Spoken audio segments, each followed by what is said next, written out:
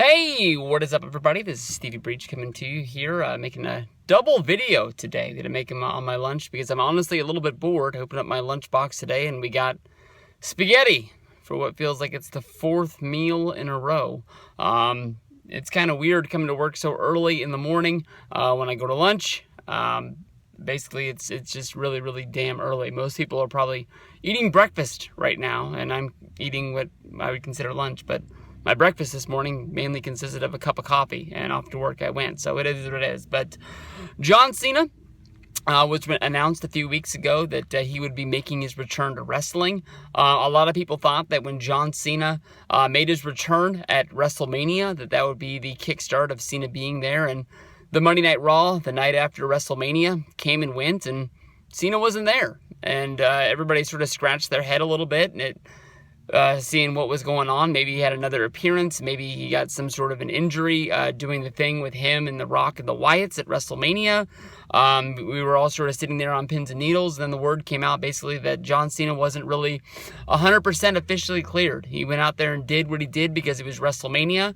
And, you know, there was 101,000 people inside of AT&T Stadium, and he wanted to send everybody home happy, and he wanted to make sure that he was a part of one of the biggest shows of all time. And, you know, with what they did, with The Rock having a match, even if it was against Eric Rowan, and then basically coming down and saving him from the beatdown from the Wyatts, you know, it was a fun, exciting moment. You know, Rock and Cena were a big part of WrestleMania 28, big part of WrestleMania 29. People loved 28. People didn't like 29 as much. But at 32, seeing them be able to be on the same page and actually sort of, you know, weave an end to that storyline. Because I really don't think that we've seen them on the same page since 29. And, you know, it's a good way to sort of put a period on the end of a story and actually shut the book on that. I mean, I just think about, you know, the Rock and Cena. You know, that's my biggest knock on the Rock. What is it called? The biography, I guess you can say. It's really early in the morning, guys. I apologize. I woke up even earlier than it is now. But you know, the biography, the documentary, that's the fucking word I'm looking for. That's my biggest knock on that. You know, the Rock thing ends and they're talking about Rock and Cena is going to be the biggest thing of his career, and they don't talk about it because it came out before WrestleMania happened. And then you get the Rock versus Cena. It's called Once in a Lifetime, and it gives you everything built up to WrestleMania 28. The next thing you know, Rock wins the championship at the Royal Rumble. Cena wins the Royal Rumble. Rock wins at the Elimination Chamber. And we got Rock versus Cena for twice in a lifetime at WrestleMania 29. But it's been announced that, you know, because of Cena's injury, Cena's going to be making a return. I can honestly tell you that off the top of my head, because of the fact that WWE, when John Cena's not around, they don't like to mention the fact that John Cena's not around. If you think about the last injury he had, where I don't think it was really an injury. I think he just asked for time off to go film that, you know, Fox show, you know, that ended up not doing that well.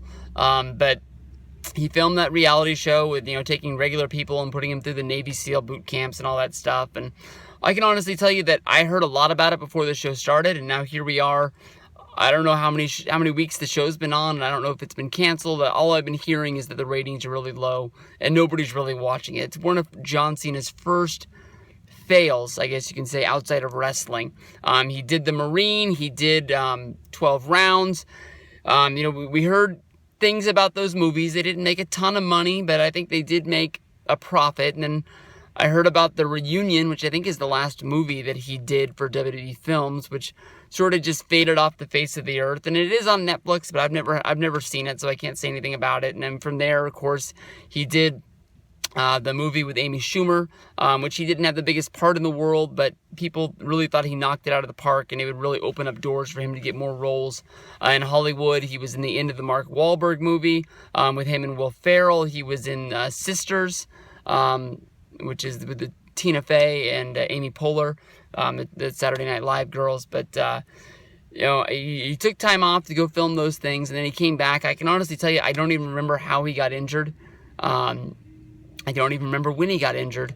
I just remember the shock that he was not going to be a part of WrestleMania, and everybody thinking that he would do everything in the world in order to come back. And he was a part of the show, but he really wasn't there. Now, where do you really plug John Cena into what's going on? This Monday, before Monday Night Raw, we had the Club versus, what did they call them? The Bloodline, the Usos and Roman Reigns. And everybody just sort of groaned because it seems like that was the main event of Raw last week. That was the main event of SmackDown this week.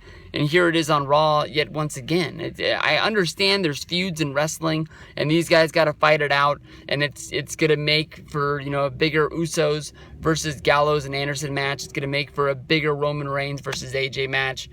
But you can only see a match so many times before it sort of weakens your pay-per-view. And a lot of people were saying that, this is probably the feud that we're going to get until Rollins comes back, till Orton comes back, till Cena comes back, and really pumps some blood into this thing. I mean, Vince McMahon made a really weird out-of-the-box statement when he was on the conference call talking about the things coming up and what to look forward to, and he was saying that in the next couple of months there was going to be 13 debuts on the main roster.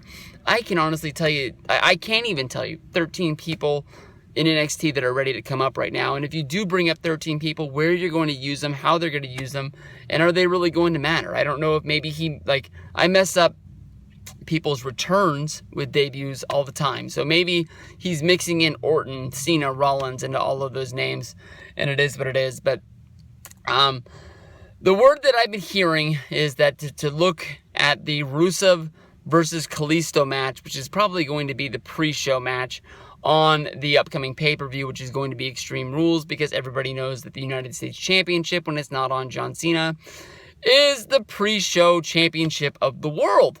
And then from there, Kalisto would probably lose the match. We would get Rusev taking over the United States Championship once again, which is sort of like a reset to his character, going back to him dropping the championship at WrestleMania 31 to John Cena. From there, basically him, dumping Lana or Lana dumping him, and then having the role Rusev and Summer Rae versus Lana and Dolph Ziggler, but because of injuries to Rusev, because of injuries to Dolph Ziggler, because of injuries to Lana, we never even got the match. Summer Rae is the only one who never got injured during the whole deal. We never got the payoff. It just blew up in everybody's face. I don't know if that's what you're going to have to do again. I would love to see AJ versus John Cena. I don't know if that means you have to keep going with the Club, but I honestly believe that we're going to be getting Finn Balor debuting in Extreme Rules. So I would think that AJ versus Finn Balor would be an upcoming feud that would be going on. So maybe you slide Cena versus Roman Reigns into that slot, but maybe that's a little bit early because you think about, that's a big match. It reminds me a lot of the first time that we got Batista versus John Cena, which I think was on a SummerSlam. And even that felt a little bit weird because that felt like it was a WrestleMania main event, and it wasn't even the main event of SummerSlam. It was basically like, we got these two guys, we don't really know what to do with them, so we'll just stick them together. So Cena's going to be returning on the holiday. I'm not 100% sure what they're going to do with him, but all I can say is that, it's going to be a fresh coat of paint on WWE, getting Cena to return, and I'm looking forward to it.